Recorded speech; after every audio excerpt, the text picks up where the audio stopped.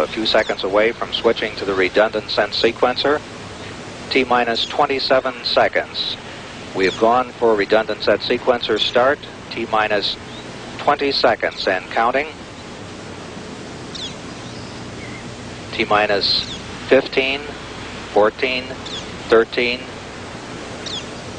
T-minus 10, 9, 8, 7, 6, 5, 4. We've gone for main engine start. We have main engine start.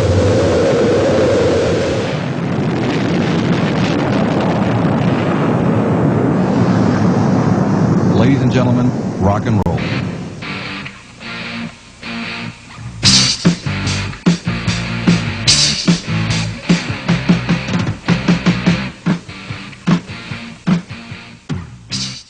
Branford. I'm Nate. And I'm Eric. And today we have some great stories for you along with some information about our annual course registration day. Time to dive right in. We are bringing back a segment that we've done in previous years, the Staff Alumni Spotlight. This time, Paul Raffone is kicking it back to the 90s with Mrs. Salvati. The only main difference of North Branford High School between 1997 and now are the students who roam the halls. Among them was Mrs. Salvati of Bridges. She was involved in multiple extracurriculars along with the student council and was a star athlete. I got to meet with her to discuss her time here as a student. She talks about her favorite classes and clubs, as well as some of the similarities and differences of her time here. So when I went to school here, I was involved in field hockey, softball, I was on student council, I was the treasurer for my class all 4 years, and I helped out with the courtyard committee, the courtyard club. So, my favorite class here when I went to school here was astronomy with Mr. Washburn. We had a ton of fun in there, and he used to take us to Northford Park at night to go stargazing and teach us all the constellations, and that was a lot of fun with all of our friends. Some of the things that are the same are, there's a couple teachers here that were here when I was here, Miss Tetso and Miss Webster. Let's see, our senior privileges seem to be very similar. We were allowed to come in late. If we had study hall, we were allowed to leave early when we had study hall.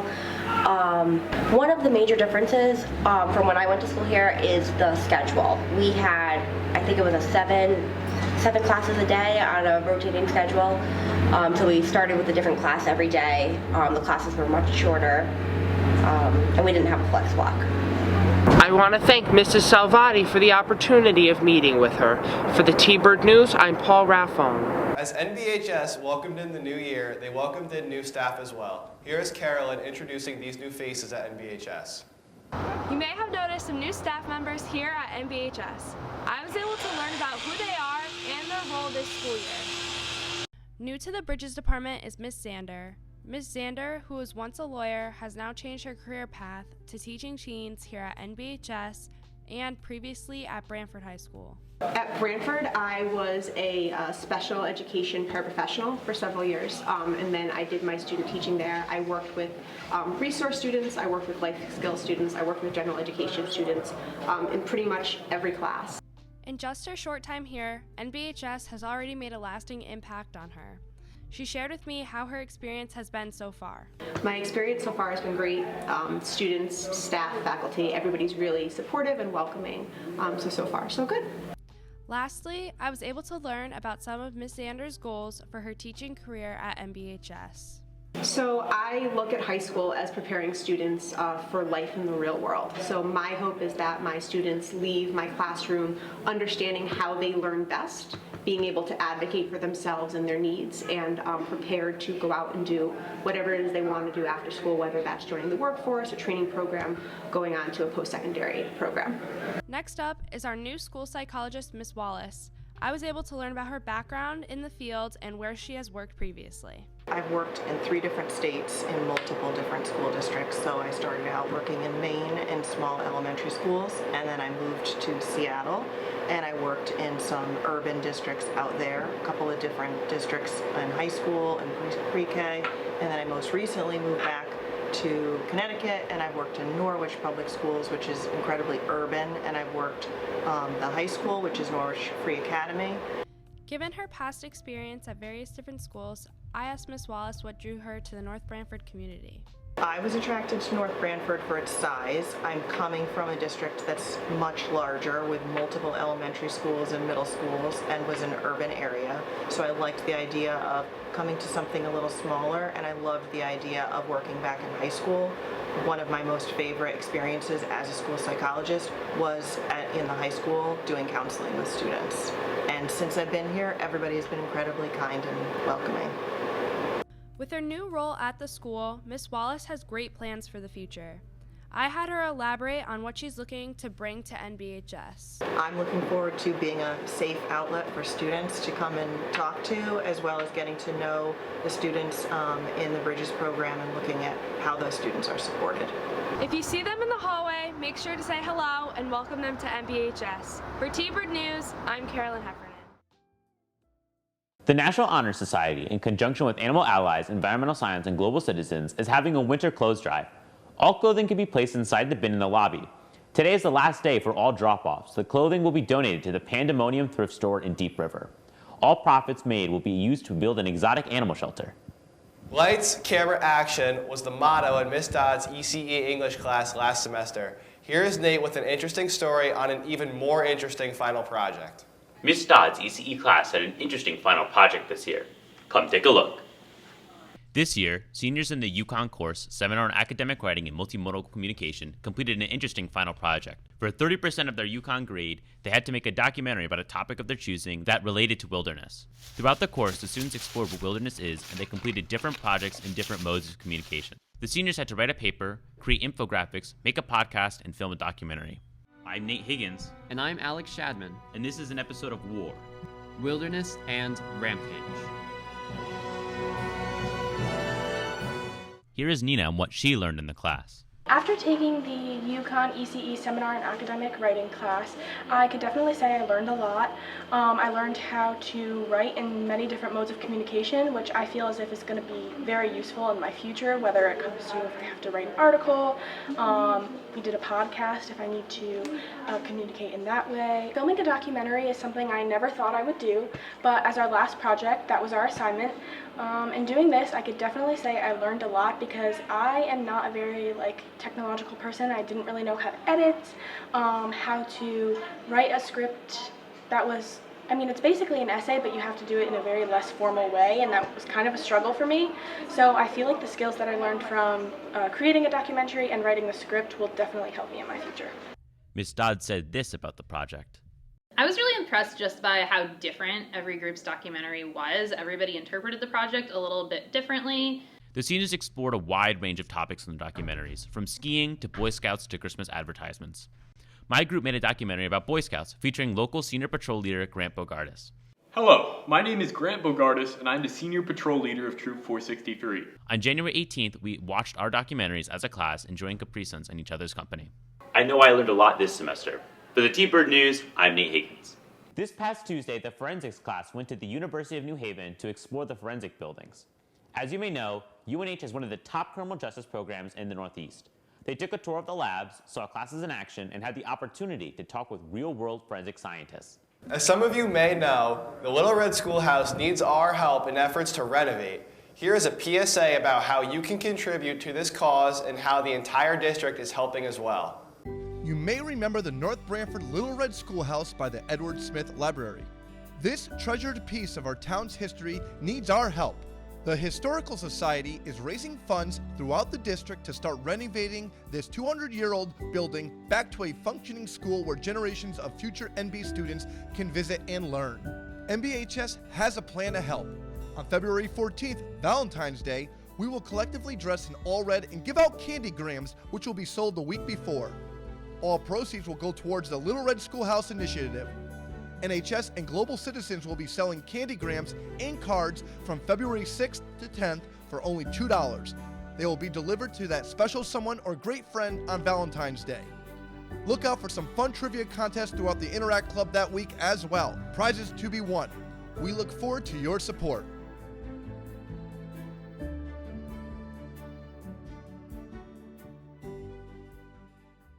If you would like a brief history lesson along with more information about it, please go to our T-Bird News YouTube channel and you will find an exciting recent video all about it. Don't forget to like and subscribe. As we approach course registration, students should keep in mind the variety of electives we have to offer at NBHS. I was able to take a closer look at these exciting opportunities. NBHS already offers a wide variety of electives for students to take, but there's also some new ones on the way. Let's have a look.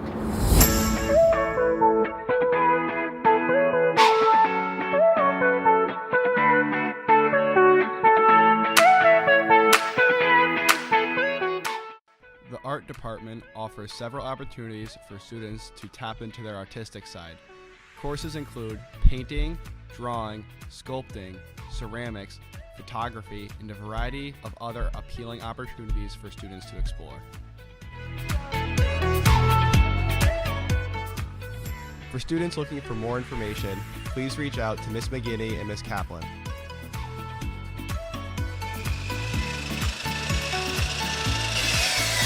Students interested in STEM careers can take advantage of construction, home repair, automotive, video production, and a wide variety of engineering-related courses that are offered at the high school. Consumer economics, entrepreneurship, and investing are some of the student favorite business courses taught by Mr. Hersom. These classes aim to prepare students for business careers in their future. The music department provides students of all skill levels with opportunities to explore music. Students can partake in basic courses such as music theory, all the way up to advanced courses such as jazz band and chamber choir. Here's Mr. Dombrowski with a new science course for students looking to enter into the medical field. All right, we have a Project Lead the Way, Principles of Biomedical Science course. Next year will be the third year it's running. Mrs. Sheen teaches it, and it combines biology, anatomy, forensics, genetics. You do a lot of cool labs and a lot of cool experiments and solve some real world issues, and it's a great course. You should take it. Students looking for a fun elective where they can learn to cook and bake should check in with Mr. Totten about the foods program. And now, let's turn it over to Mr. Beatus with some more information about his new elective he'll be offering next year. Mr. Beatus, and I'm going to be offering the Roman and Medieval History course next year. So I did my major studies in ancient history at Hunter College, and so I'm excited to offer this course. The course is mainly going to talk about early Rome, so before even the Republic, up until the medieval age. So we're going to be going over essentially early Rome, Roman Kingdom, Roman Republic, Roman Empire, into Byzantine Empire, and medieval Europe. And so we'll be covering a lot of topics that don't normally get covered in middle school or in high school. And so we'll kind of see where our civilization really starts and where a lot of things that we have today essentially come from. Make sure to keep all this in mind for course registrations. Now, let's turn it over to Alec with some more information about the video production courses.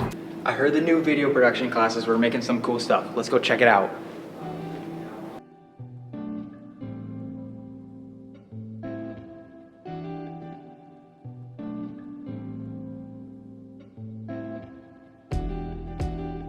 The 3 different video production classes are all exports for creative flow and a chance for students to learn the art of filming and editing.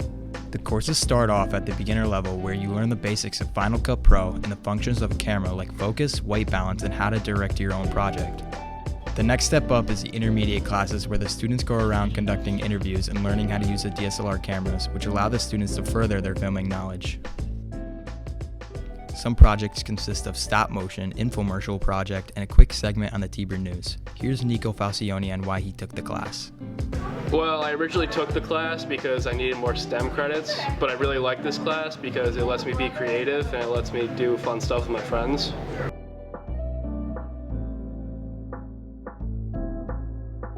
Last but not least, the advanced class, where the main focus is the T-Bird News, where the students film, edit, anchor, and portray the real news that people watch every day. This class takes everything from the other 2, but allows the students to show their work to the others in the school.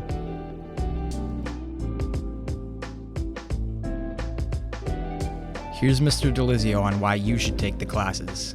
I think the video production classes are probably the most fun classes here. There's 3 different courses that you can take throughout your time here at North Branford, from beginner, intermediate, and advanced. Advanced being the T-Bird News. That's a great environment, you know, putting on the news and filming different events and getting stories about what's going on in North Branford High School. It's a hands-on experience, like I said, in a positive learning environment. So please sign up for the course. You won't regret it.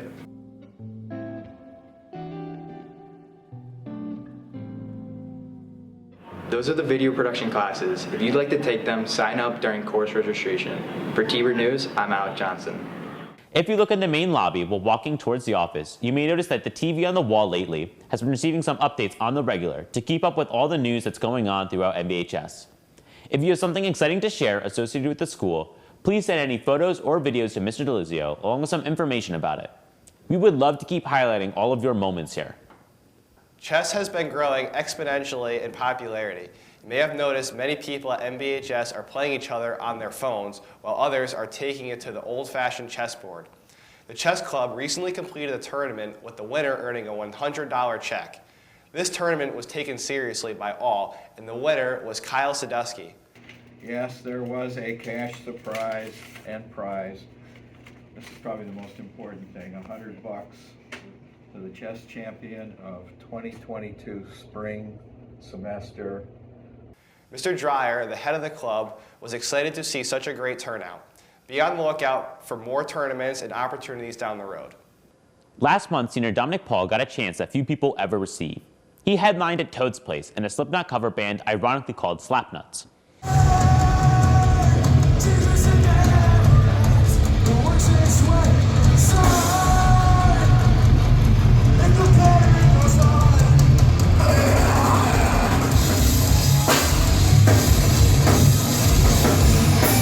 The band leader is a 2019 MBHS alumni who was also part of the T-Bird News when he was here. He got his start as a roadie for the metal band called Havoc. Dom took the opportunity and ran with it. Here he is explaining how excited he was to join the band along with the experience playing where musical legends have also played. It was great. It was, it can only be recreated on the stage, and you know, I can't wait to do it again. It was just phenomenal. It's a totally fun night.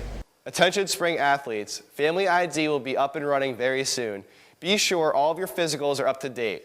Also, anyone who has been on the fence about joining a sports team, take the leap of faith and be a part of something that can build lifelong skills. The biggest annual sporting event in the world is coming up this Sunday. Students at MBHS all have different predictions for the big game. Here is Charlie Johnson with more.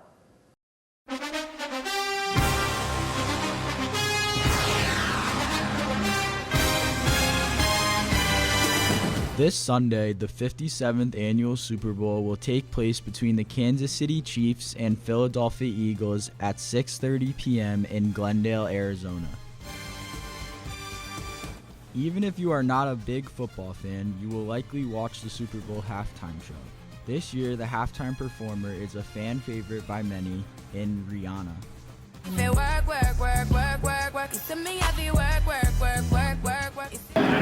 With an action-packed game expected, I got the chance to ask students at MBHS their predictions for the Super Bowl this Sunday. Philadelphia is going to lose, to be honest. I think the Eagles are going to win. I think the Eagles are winning this one, 24-13. For the Super Bowl this year, I definitely think we're going to be looking at the Eagles for the win. Nice.